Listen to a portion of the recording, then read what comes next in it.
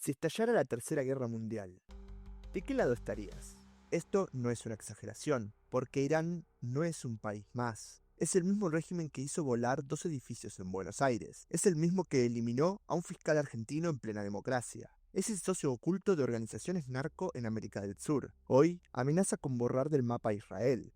¿Querés saber por qué? Lo que estás viendo en Medio Oriente es una guerra entre una democracia moderna y una teocracia medieval que financia el terror en todo el mundo. Hasta 1979, Irán era una monarquía modernizante, el Imperio Persa, liderado por Reza Pahlavi, pro-occidental, con vínculos fuertes con Estados Unidos e incluso con Israel. Ese mismo año, una revolución liderada por el Ayatolá Jomeini derrocó al último emperador persa. El Ayatolá, una figura religiosa con el poder de un papa musulmán, instauró una teocracia chiita, donde el poder político quedó en manos de los clérigos islámicos, bajo una constitución basada en la Sharia, una ley que obliga a todos los ciudadanos a obedecer una doctrina religiosa intolerante.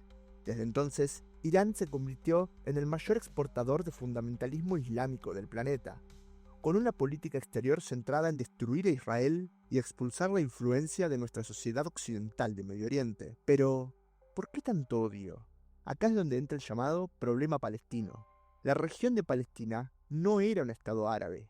Durante los últimos 2000 años fue parte de imperios sucesivos, primero el romano, luego el bizantino y más tarde el otomano. El nombre Palestina fue impuesto por el Imperio Romano en el año 135, tras aplastar una rebelión judía. Fue una forma de borrar la identidad judía de la región, llamándolo así por los antiguos filisteos, los enemigos históricos de Israel. Pero nunca existió un Estado palestino soberano. Siempre fue un territorio administrado por otros poderes. Tras la caída del Imperio Otomano, la región quedó bajo control británico. En 1917, el Reino Unido la conquistó durante la Primera Guerra Mundial.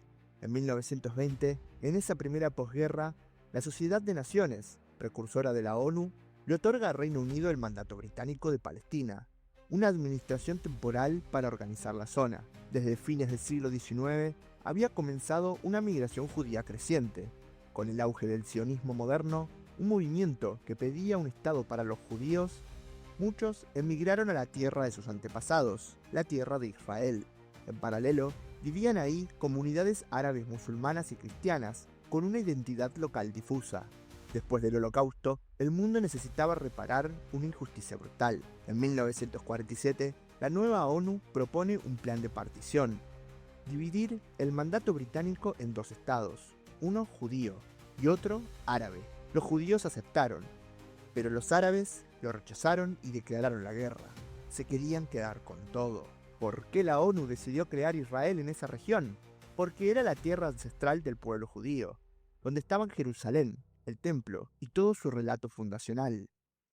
Porque había ya una población judía establecida desde hacía décadas, con agricultura, escuelas e instituciones. Porque tras el Holocausto, el mundo necesitaba garantizar un refugio seguro para los judíos, y no se consideró justo dárselo en Europa ni en África. Y porque el mandato británico ya no funcionaba. Los enfrentamientos eran constantes, y la única salida era crear 2 estados. Los líderes árabes rechazaron el plan de la ONU. En 1948, atacaron al recién creado Estado de Israel junto con 5 países árabes al mismo tiempo: Egipto, Siria, Líbano, Jordania e Irak. Los israelíes la llamaron Guerra de Independencia. Duró poco más de un año, y contra todo pronóstico, Israel ganó. No solo sobrevivió, expandió su territorio y dejó en claro que había llegado para quedarse. A partir de ahí, los árabes que quedaron fuera del nuevo Estado fueron llamados refugiados palestinos. Irán y los líderes musulmanes usaron el problema palestino como herramienta política, sin ofrecerles nunca un verdadero Estado propio. ¿Por qué Irán quiere destruir a Israel? Porque Israel representa todo lo que el régimen iraní odia: una democracia moderna, con libertad religiosa, tecnología, vínculos con nuestra sociedad occidental y sobre todo, un Estado judío, el único del mundo. Para el régimen iraní, Israel es una entidad sionista ilegítima que profana tierras islámicas. Y según su ideología, la destrucción de Israel es un deber religioso y geopolítico. Ese es el verdadero conflicto. No es territorial, no es económico, es ideológico y teológico. Irán no atacó a Israel una sola vez. En abril de 2024 lanzó más de 300 misiles y drones directamente sobre su territorio. Fue el primer ataque oficial, abierto y masivo de un Estado contra Israel desde 1991, cuando Saddam Hussein, un dictador socialista iraquí, bombardeó Israel durante la Guerra del Golfo. Si te gustaría que profundice, déjamelo saber en los comentarios.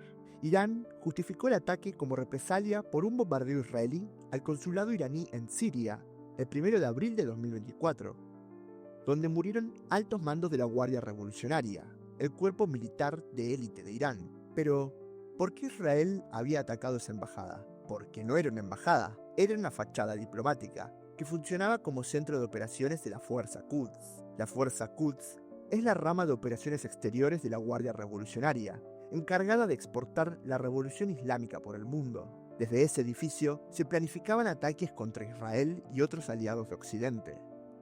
La escalada, como ves, era inevitable. Israel no respondió de inmediato. Sabía que una declaración de guerra podría provocar pánico global en los mercados. En lugar de eso, infiltró a sus espías entre los altos mandos iraníes. Y lo que encontraron fue alarmante. Irán estaba organizando otro ataque, y lo hacía mientras avanza con su programa nuclear. Irán ya tiene uranio enriquecido al 60%, el mayor nivel registrado fuera de una potencia nuclear. ¿Qué significa eso? Que están a semanas de tener una bomba atómica. El problema no es la bomba. El problema es quién la tiene en la mano y qué está dispuesto a hacer con ella. Israel, Estados Unidos, Francia, Reino Unido, India, China, Rusia, sí, todos tienen armas nucleares. Pero ninguno de ellos tiene como doctrina oficial la aniquilación de otro país en nombre de Dios. Los líderes del régimen iraní han dicho públicamente que Israel debe ser borrada del mapa. Consideran al Estado judío una entidad sionista ilegítima, y su revolución se basa en la Guerra Santa global, llevar el Islam chiita a todo el mundo, cueste lo que cueste. Entonces, ¿cuál es el verdadero miedo?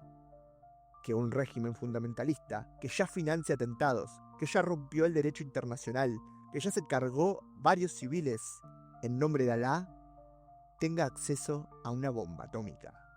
No estamos hablando de disuasión nuclear, estamos hablando de fanatismo con capacidad de exterminio. Podés discutir si Israel o Estados Unidos hicieron bien o mal en muchas guerras, pero hay algo que no podés negar. Ninguno de ellos tiene como objetivo existencial destruir otro país por mandato divino. Irán sí.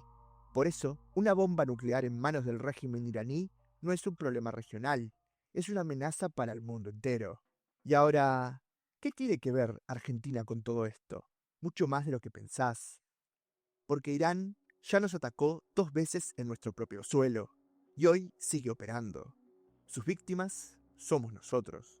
En 1992, Irán, a través de Hezbollah, atacó con explosivos la embajada de Israel en Buenos Aires, asesinando a 22 argentinos. 2 años después, hizo lo mismo en la AMIA, 85 víctimas fatales, más víctimas que cualquier atentado de montoneros. ¿Por qué lo hicieron? El detonante inmediato fue la ruptura de relaciones entre Argentina e Irán durante el gobierno de Carlos Menem y el enfriamiento de acuerdos nucleares secretos firmados durante el gobierno de Alfonsín. En 1991, Carlos Menem se alinea con Estados Unidos e Israel. Irán leyó eso como una traición imperdonable. La embajada de Israel en Buenos Aires fue el blanco elegido para castigar esa decisión. Argentina era un país lejano y vulnerable, un blanco fácil, pero simbólicamente poderoso, porque tiene la comunidad judía más grande de América Latina. Estaba girando hacia Occidente, y su sistema judicial garantizaba impunidad. Era el lugar perfecto para dar un mensaje al mundo sin declarar una guerra formal. Los atentados no solo fueron castigo, fueron una avanzada logística. Entraron agentes operativos de Hezbollah que nunca se fueron del todo. Desde entonces se consolidaron las rutas de lavado, captación y tráfico que conectan la triple frontera, el norte argentino, Bolivia, Venezuela y Medio Oriente. Los atentados fueron un caballo de Troya. Instalaron estructuras que hoy financian el terror global. Irán atacó porque Argentina se le dio vuelta en ese proyecto nuclear secreto, porque quiso castigar simbólicamente a Israel y porque dio en nuestro país una puerta abierta para instalar su red narcofinanciera. En 2006, el fiscal Alberto Nisman reunió y presentó pruebas contundentes para probar la autoría de los atentados. Pero en 2015 fue más lejos. Denunció a Cristina Kirchner por encubrimiento. 4 días después, apareció sin vida en su departamento, con un tiro en la cabeza, la noche antes de presentar su denuncia en el Congreso. La causa sigue impune, pero el mensaje fue claro. Quien se mete con Irán o con sus cómplices, desaparece. La red no se detiene solo en atentados. Desde hace décadas, Hezbollah opera en América Latina, financiando su terror a través del narcotráfico, el lavado de dinero y el tráfico de armas. Se detectaron vínculos con el Cártel de los Soles, la organización narco que gobierna en Venezuela a fuerza de fraude y represión, el mismo que controla rutas de cocaína desde el norte argentino. Esos dólares financian las operaciones de Hezbollah en todo el mundo. Cristina Kirchner, lejos de cortar esos lazos, los reforzó. En 2013 firmó el memorándum con Irán, petróleo iraní, a cambio de exportaciones agrícolas argentinas. Nisman denunció que ese pacto era un encubrimiento narcoestatal, una alianza de intereses económicos con Irán, redes de lavado y protección judicial desde el poder. Esto no es una guerra lejana. Esta guerra ya empezó en Buenos Aires, y mirar para otro lado es traicionar a nuestros muertos. Por primera vez en la historia, un presidente argentino no baja la cabeza ante los cómplices del terrorismo. Por primera vez, un presidente se anima a decir con todas las letras: bancamos a Israel, porque la libertad se defiende, porque la verdad no se negocia, y porque los muertos no se olvidan. Esto incomoda a los progresistas que romantizan al terror, a los kirchneristas que pactaron con Irán, a los tibios que prefieren callar antes que tomar partido. Hoy la historia no admite neutralidad, porque cuando el fanatismo religioso se arma con uranio, cuando las redes narcoterroristas cruzan nuestras fronteras y cuando los muertos argentinos siguen sin justicia, callarse también es complicidad. Y Argentina no puede volver a equivocarse, no después de lo que ya vivimos. Si te gustó este video, no olvides tu like, déjanos tu opinión en los comentarios y fíjate en la descripción el enlace a todas mis redes sociales.